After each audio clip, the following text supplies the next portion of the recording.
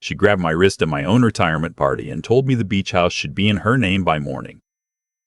I didn't yell. I didn't make a scene. I smiled, excused myself to use the restroom, and made one phone call. But I'm getting ahead of myself. My name is Douglas, and I spent 31 years building a landscaping company from nothing. Not nothing like people say when they mean they started small. I mean nothing. One used truck, one mower I bought off a neighbor for $300 cash, and a callus on my right palm that never fully went away. By the time I retired at 64, we had 42 employees, contracts with 3 county municipalities, and a beach house in Hilton Head that my late wife Carolyn and I bought the summer before she got sick. That house meant everything to me, not for what it was worth, though it had appreciated considerably, but because Carolyn picked out every piece of furniture in it. She painted the front door herself, that particular shade of seafoam green she found in a magazine. She planted the rosemary along the front walk because she read somewhere that it kept mosquitoes away. It didn't really, but she believed it did, and that was enough for both of us.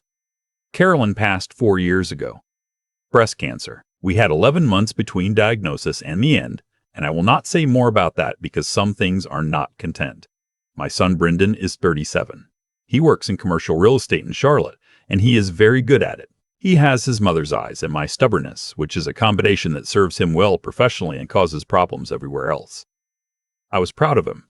I want to be clear about that. I was proud of him in the way only a father who built something with his hands can be proud of a son who built something with his mind. His wife's name is Ingrid. I will start there.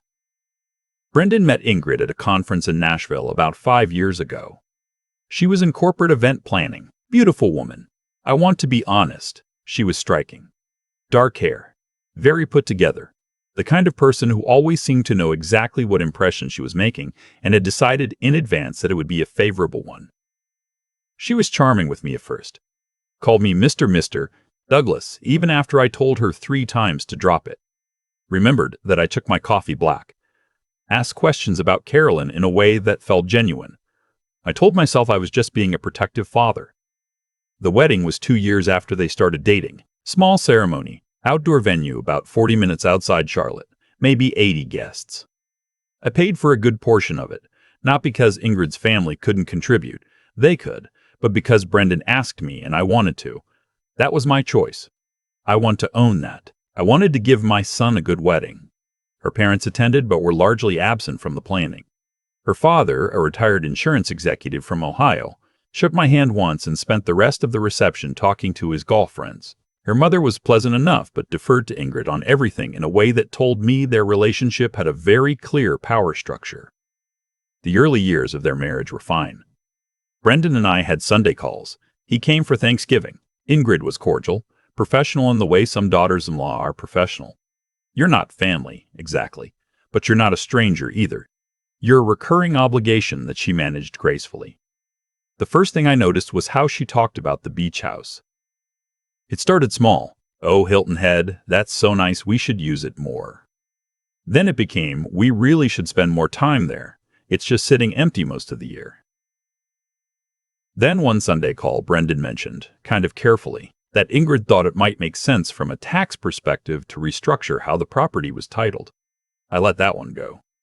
Then she brought up putting their names on my accounts, just for convenience, Douglas, in case something ever happens to you.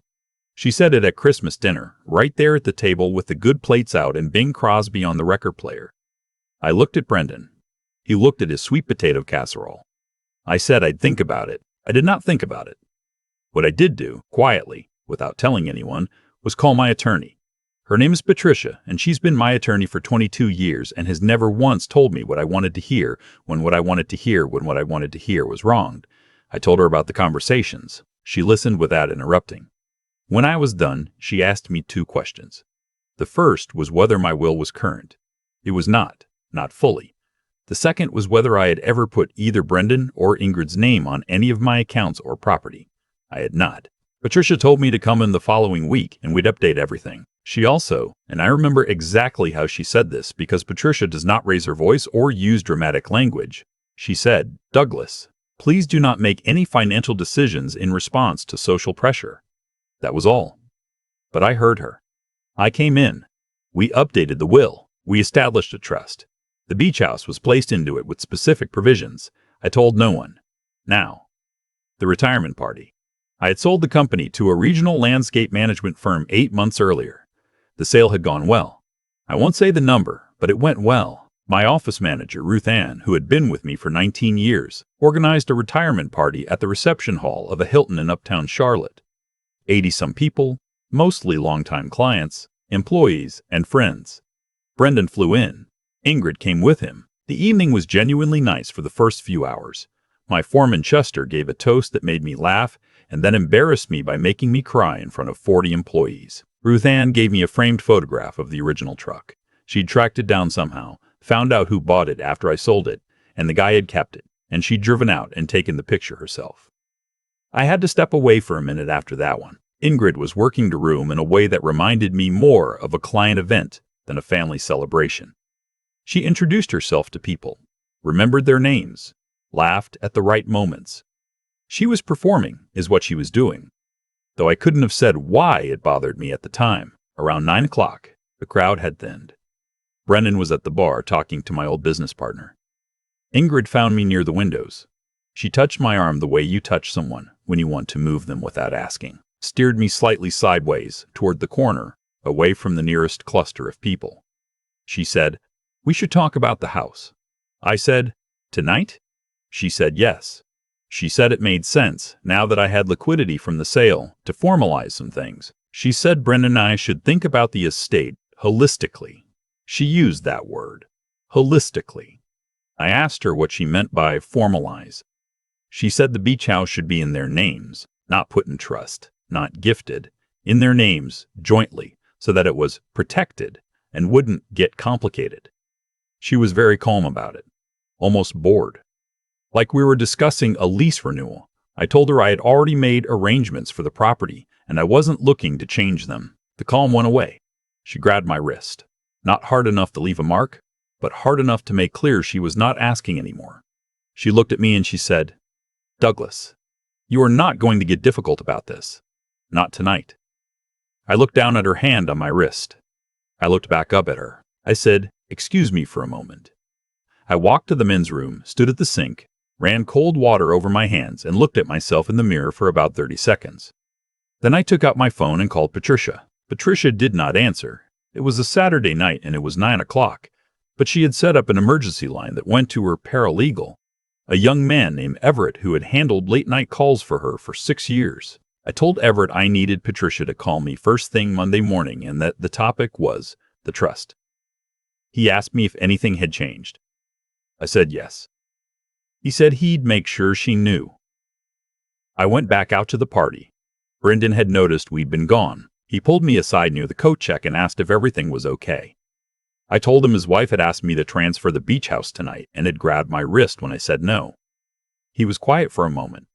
Then he said, "Dad, she's just trying to help."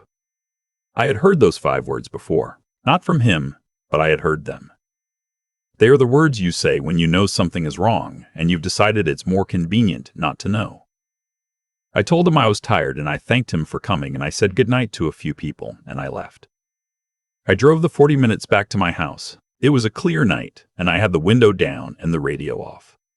I have lived alone since Carolyn died and I made a kind of peace with the quiet. But that night, the quiet felt different. Cleaner, maybe.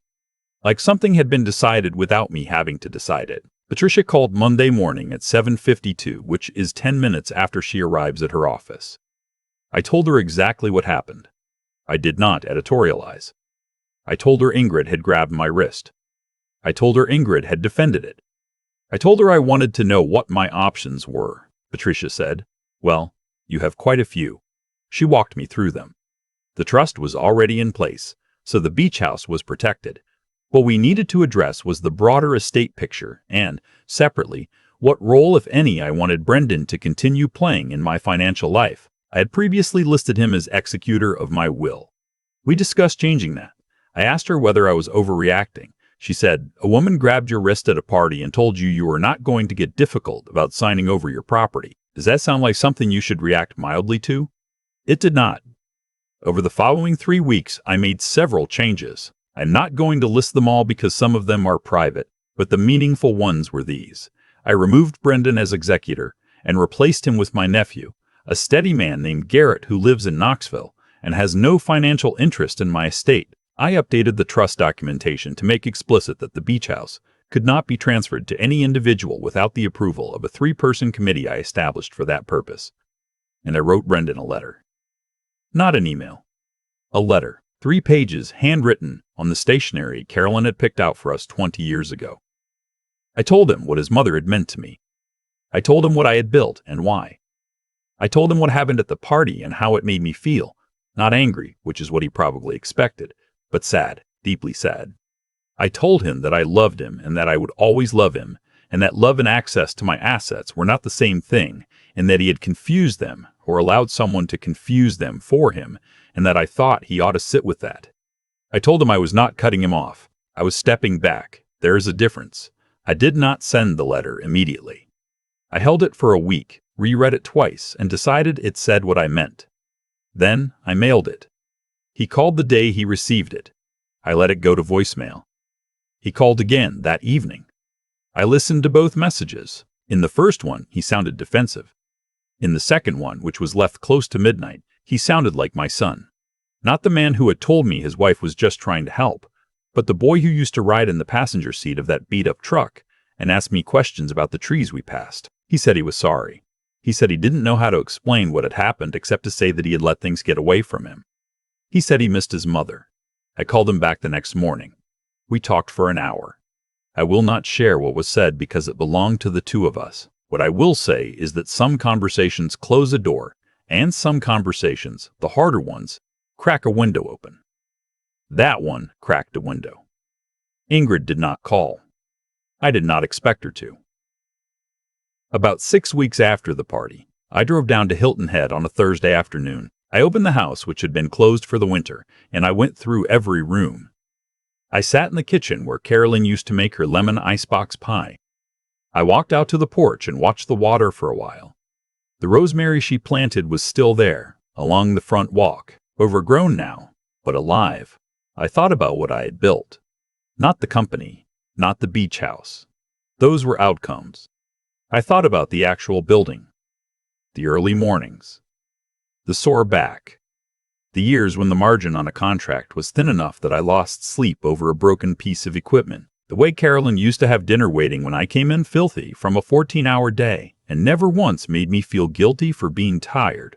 I thought about the fact that I had built all of that and that no one, not a daughter-in-law with a good handshake and a talent for managing impressions, not even my own son in a weaker moment, was going to walk into a retirement party and take it from me on a Saturday night. I trimmed the rosemary myself right there with a pair of garden shears I found in the shed. It took me about 20 minutes.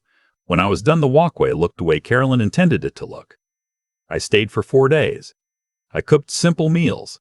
I slept well. I read the book I had been meaning to read since last fall. On the last morning, I sat on the porch with my coffee and watched a brown pelican work its way along the waterline. They are ungainly birds on land, all neck and beak, nothing elegant about them at rest. But when they fly, they are something else entirely. Efficient, purposeful. They know exactly what they're doing. I thought, I am 64 years old and I know exactly what I'm doing.